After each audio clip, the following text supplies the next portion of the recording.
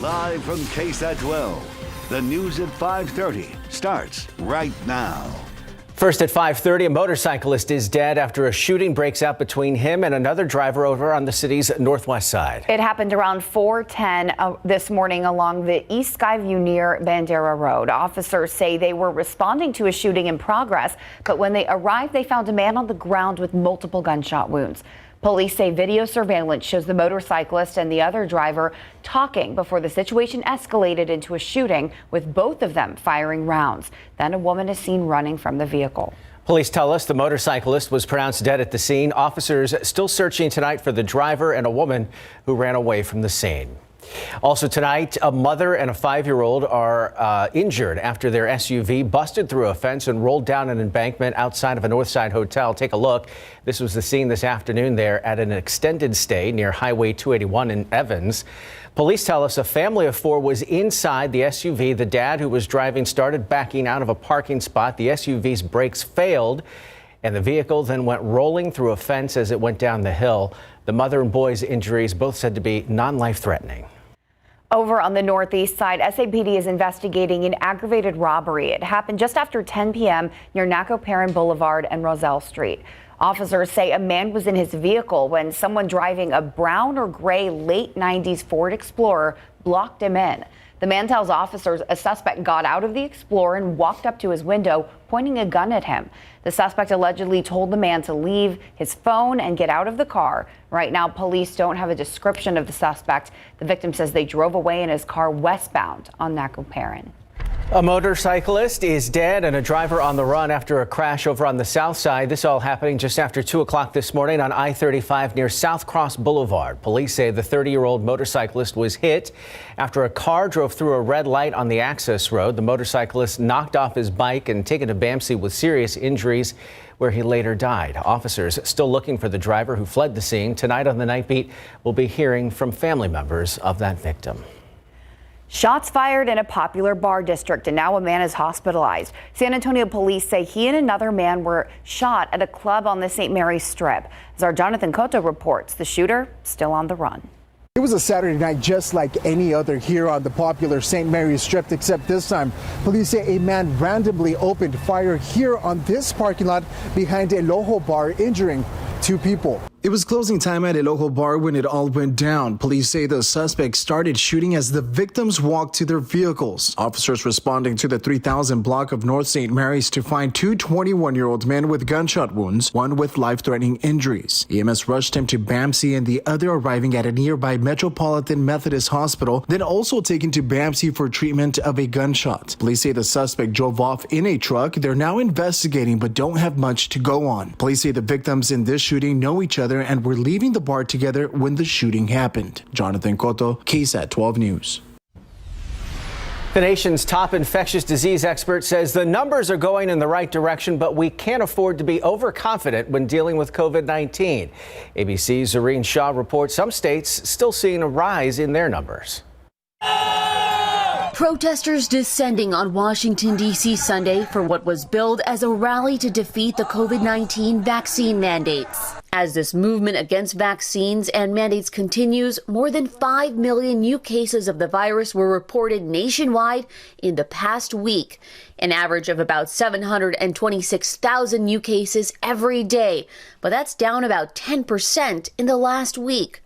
Dr. Anthony Fauci is as confident as he can be that most states will reach a peak of Omicron cases by mid-February. Things are looking good. We don't want to get overconfident, but they look like they're going in the right direction right now. Some states in the Northeast and upper Midwest are already seeing declines, but cases are still rising in southern and western states. There may be a bit more pain and suffering with hospitalizations in those areas of the country that have not been fully vaccinated or have not gotten boosters. Rising case numbers are pushing hospitals and healthcare workers to the brink. If you fall on the ice, you have a heart attack, you have a stroke, we don't have beds available for those types of incidents. All the beds are being filled by COVID patients. Patients are waiting in the emergency room for days. Amid this latest surge, demand for testing is on the rise, but delivery of at-home rapid tests has been delayed by ongoing supply chain issues caused by a combination of workers calling out sick with Omicron and bottlenecked warehouses. This California warehouse is working to clear a backlog of millions of tests for iHealth, a company that has contracted with the government to supply free tests to millions of Americans. Zoreen Shah, ABC News, Los Angeles. The U.S. is doubling down on its warning to President Vladimir Putin. If Russia invades the Ukraine, the response will be severe. Tens of thousands of Russian troops are on the border with Ukraine, and Secretary of State Antony Blinken says, quote, if a single additional Russian force enters Ukraine in an aggressive way, action will be taken by the U.S. and its allies. NATO agreeing sending military equipment and weaponry to Ukraine. Blinken reiterating all options are on the table. We're looking at every single scenario, preparing for every single one. This comes as the UK Foreign Office gave information that Moscow is preparing to install a pro-Russian leader in Kiev. Russia's foreign ministry responded by urging the UK Foreign Office to, quote, stop engaging in provocative activities. Back here at home, the world-famous Riverwalk will look a little different this week as it's drained for routine maintenance. City officials say the draining is vital to make sure the river stays clean. Also interesting to see the things they pull up from the bottom every year. The river loop near the shops at the River Center Mall will be drained completely. The main channel from Josephine Street over to East Nueva Street will be partially drained. Pedestrian and vehicle traffic will be closed on Alamo Street between Market and Commerce Streets. The maintenance will take place over the next week, weather permitting. If you get down there, it's always kind of neat to see the thing drained. To get a studio audience. Yeah. Still ahead at 5:30, a woman allegedly offers to buy someone else's child while in line at the grocery store. How the mother reacted and the charges that woman now faces. And a Texas traffic stop takes a deadly turn. Up next, what witnesses say a suspect used to kill that deputy that pulled him over.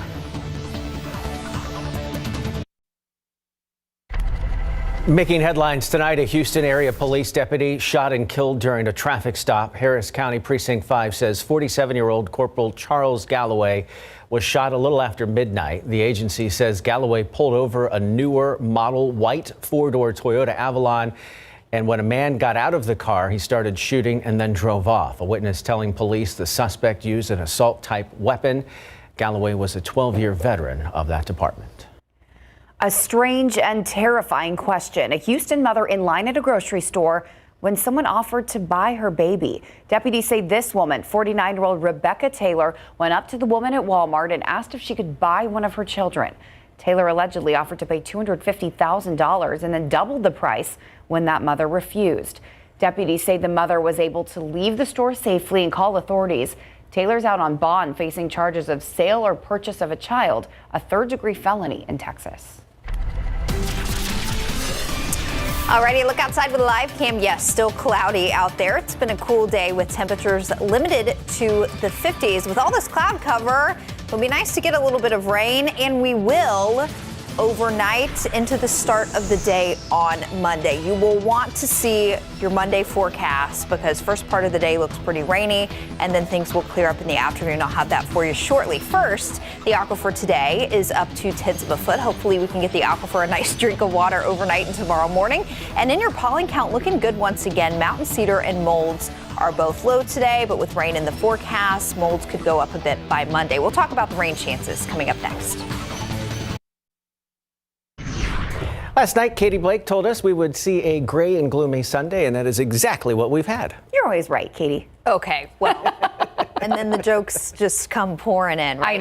I know. Well, I am excited to talk about the forecast overnight through tomorrow morning because we've got a good shot of rain coming in. It's not going to be all the rain that we need, but at least it's a little something. But it certainly could affect the start of your Monday. So let's jump into it. I want to start with a look at today's time lapse. Obviously, not much to see here. It was a gray day, and that kept our temperatures limited to the 50s this afternoon. Looks like our official high at the airport in San Antonio was 56 after a morning low of 47. So with the cloud cover, not much room for our temperatures to fluctuate from morning to afternoon. Something else I want to point out here, we've got some awfully dry grass and vegetation out there. It's been a while since we've had some beneficial rain. We're behind on rainfall, but for the year, obviously, we're just a month in. But even over the past few months, rainfall has been lacking, and that's reflected in the drought monitor. This was released on Thursday, so this is the most recent information that we have. And the biggest change here over the past week is that we've got now a bigger swath of extreme drought that extends all the way from Dimmitt County through LaSalle and into McMullen County. That includes places like Cotulla and even the southern sliver there of Maverick County. So extreme drought starting to expand across the area. So we need to start to drum up some rain here. And we do have chances heading into Monday. But what I want to point out here, our window for a good chance of rain is going to be fairly brief. It'll kick in after midnight, last through about mid-morning tomorrow, and then after lunchtime on Monday, our rain chances do start to fall off once again. So we'll need to try to cash in as much as we can over just really a few hours. Temperatures now 55 at the airport, 57 New Braunfels, 48 up in Rock Springs. So everyone nice and cool, sitting under overcast skies. Plenty of cloud cover across our part of the state. The disturbance that will bring us the rain is right here, kind of spinning counterclockwise over El Paso. This is a little piece of upper level rain making energy, a cutoff low because it's removed from the rest of the jet stream. And this will quickly move over our part of the state tonight into tomorrow morning. So we get a chance at some nice rain first part of the day tomorrow, but then by this time tomorrow evening, it'll be moving off to the east over Louisiana, and that's it for our rain chances. So because this will move in and out so quickly, that will limit our rainfall potential. Highest totals through the end of the day tomorrow will likely be east of I-35. Let me bring you in a little bit closer, though. If you're east of 35, anywhere from Seguin over to Gonzales, Hallettsville, Cuero, you have a better chance to see a half inch to an inch of rain. Back a little bit closer to I-35 down through New Braunfels, San Antonio, Bexar County, down to Pleasanton, Atascosa County, and then even off to the west toward Castroville, even Hondo, Bandera. We're likely looking at a half inch or less, and then even farther west of 35, honestly, the places that need it the most, looking at likely the lowest rainfall totals overnight through tomorrow morning with likely less than a quarter inch of rain. So again, it won't be all we need by any means, but at least it's something. So let me walk you through FutureCast. Again, this evening, things will stay pretty quiet. As we approach and get past midnight, that's when we'll start to see some showers popping up on radar, and then scattered rain will fill in overnight while we're sleeping. But we'll wake up tomorrow morning to areas of scattered rain. There could be some pockets of heavy rain and maybe a rumble of thunder. We are not worried about severe weather at all. In fact, I think it'll be hard to come by even a weak thunderstorm or two. So mainly just scattered rain through the Monday morning drive through 9 a.m. As we get a little bit closer to lunchtime, this will really start to pull off to the east, and then we'll bring your rain chances down and out of the forecast by Monday afternoon. So kiddos heading out the door for school, it will be gray, damp with that scattered rain around, but as they're coming home for the day, things will be starting to clear out and we'll get some sunshine in by tomorrow afternoon. So I've kind of split your Monday in half. Rain likely through the first part of the day, clearing up into the afternoon. After tomorrow, rain chances not great for the rest of the week. We'll have an isolated chance coming up again on Thursday. Guys. Right. Hoping that rain gets good coverage. Yes. Thanks, Katie. All right, Larry, Spurs wrapping up a nice game or a home stretch. Yeah, they're going to wrap it up tonight with the Philadelphia 76ers, and DeJounte Murray can tie a franchise record for triple doubles if he can get another one tonight. We got his thoughts on that. Plus, Cincinnati Bengals rookie kicker called his shot. Coming up.